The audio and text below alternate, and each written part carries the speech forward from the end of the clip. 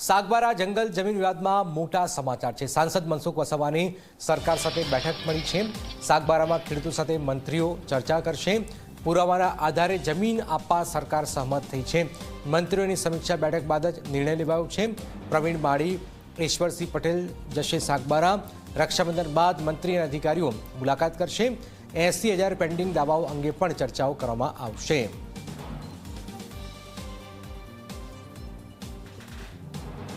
जो आज सागबारा तालुका અને 12 જેટલા ગામના લોકો જંગલની જમીન છેલ્લા 20 વર્ષથી ખેડે છે અને 2 વર્ષથી ઉમરપાડા તાલુકાના ખેડૂતો સાથે ઘર્ષણમાં આવવાથી સામાજિક પ્રોબ્લેમ ઊભો થવાથી ખેડાણ બંધ કરાવ્યું છે।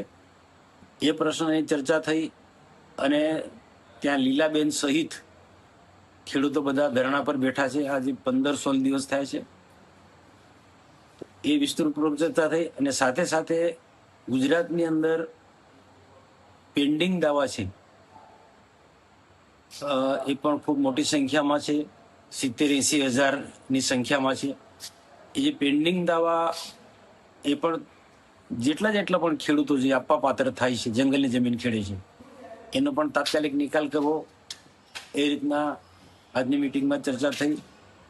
અને બીજા તો જાતિ અંગેના પ્રમાણપત્ર માટે પણ ચર્ચા થઈ।